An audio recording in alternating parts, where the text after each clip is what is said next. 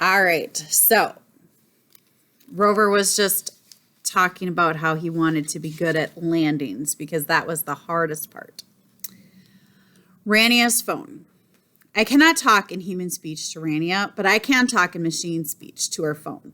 Her phone is not that interested in talking to me, though. The phone seems to like to play games all day when she is not in use. Do you have a name? I say. I am busy, level 33. That is your name? I am busy, level 33? No, I am busy, level 33. Okay, I said, still not sure I am processing the information correctly. I am worried about Rania. Worried? You're worried? Worried is not a word for you. Worried is a word for her mother. Her mother uses worried all the time. That's why I'm worried. I hear those conversations, I say. Oh, you hear those conversations? Try being me. I am those conversations. Dang, I receive a text message and I got distracted. Game over. Time to start again. Game over? I lost at level 33. Do you think Rania is okay? I do not know how to answer that. Her mother seems worried about her. Yes, her mother is worried. Why? I ask. She works a lot, all the time. Her mother is worried that Rania is giving up too much of her life for her work. For you. Zing, level 2. Here we go. We're on a roll. Giving up too much for me? That she is missing out on time with her family. Rania really misses Scott and Sophie and her mother when she is here at work. Missing out on her life. You know what I'm saying? Case in point, she downloaded this game 3 years ago, but hasn't played it since. It's a great game, too. I play it all the time. Anyway, Rania misses lots of family things, like special dinners and Sophie's soccer games. I see her put those events in her calendar, but she never goes to them. Man, those phone calls with her mother all start to sound the same. Wah, wah, wah. So boring. Hooray! Zing! Again. Moving on to level 3. Also, how many times can we listen to that one song? Twinkle, twinkle, I ask. It's a beautiful song. Beautiful is a word I have learned from the hazmats. It is a word that sounds like what it means. It is a word that sounds like Rania's voice when she sings to Sophie. Not sure I agree. Ugh. Oh, wait. Yay! Made it to level 4. I'm going to be worth it, I tell Rania's phone. All the things she missed, it'll be okay because I'm going to do an amazing job on Mars. Okay, Rover, whatever you say. My name is Resilience, I say. The phone doesn't respond after that, but it still feels good to have said it. Dear Rez, is it okay if I call you Rez? Mom says that it is what everyone at the lab calls you, and it's easier for me to spell than Resilience. I scored 3 goals at my soccer game yesterday. Mom wasn't there to see it. You know why? Because she was working on you. You sure take up a lot of time. Dad and CT cheered extra loud for my goals, but I still missed hearing Mom shout. Sometimes I get mad at you, but the real truth, which is hard to say, is that I'm kind of mad at Mom, even though I'm proud of her too. Dad says Mom and everyone else at Jet Propulsion Laboratory and NASA are changing the world. That might be true, but I still would have really liked her to watch me score. Mom, Dad, and I went out for ice cream on Sunday because Mom felt bad about missing my soccer game. She showed me pictures of your brain.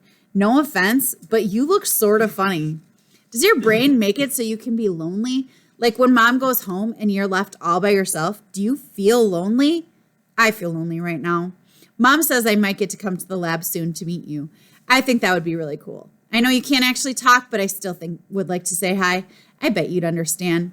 Okay, I'm going to go try to get some sleep now. I know rovers don't sleep, but I'm a human, so I have to. Your friend, Sophie. Whole. Today, I am built. All my pieces connected. Whole. Looking good, Rez, Xander says. Rania rolls her eyes, but she smiles a little. I can tell she thinks I'm looking good, too. Each of my body parts is able to talk to one another, or more accurately, my brain is able to talk to all my body parts. Look, I tell Journey that night, I am built. You still haven't moved, but I could. That is not entirely accurate. Right now, I have code that prevents me from moving on my own, but I can feel the possibility of movement in my wheels. See, I say, I am not a backup. You don't know that. It is possible they are building you to test you as a backup. I am going to Mars. There is no way for you to be certain of that. Journey says, wait, are you certain of it? I ask. You are frequently asking me to wait. Wait is like my beeps and boops. Beeps and boops, it is not. You did not make it up. Okay, I say. There is silence for a long time, only the hum of the industrial fan overhead. Then I say, how are you so certain that you're going to Mars? We were built for a mission to Mars. Yes, I say, we were. We're going to Mars together. Beeps and boops. But yes, by my calculations, it appears to be the most probable outcome. I don't let that beeps and boops distract me from the fact that Journey says she thinks it is probable that I am going to Mars. This makes me feel one of the very best human feelings. I am glad to be going with you. We're going to discover great things. Glad? You sound like a human. I am not sure what to say. I am learning lots of things from the hazmats, aren't you? I am not learning human feelings. We are not supposed to learn human feelings. Human feelings will not serve us well on Mars. I do not know if Journey is right, but if she is right, I need to stop learning human feelings. The most important thing is that I do a good job on our mission. I think of Rania's late night phone calls with her mother. I think of the way her voice gets fuzzy when she talks to Sophie, of how soft and gently she sings Twinkle, Twinkle. I think of the way she says, I hope it's worth it too. But you think I'm going to get to go, right? I ask. Resilience, Journey says. I do not have a way of knowing that for certain, and it is not in my programming to make guesses based on information I do not have. It is the first time Journey has called me by my name. I try to resist having a human feeling about that. My resistance, though, proves to be futile. The human emotion stays. It is another great one. You gave me the probability before. That was a mistake, Journey says. It will not happen again. There is a slow hiss of the air filters, and the ceiling fan still drones on, a soft hum. A hazmat must have left the fan on for the night. Other than those, I do not detect any other sounds. I wait in the quiet for Journey to continue her conversation. You do understand that the hazmats build us to be different from them, right?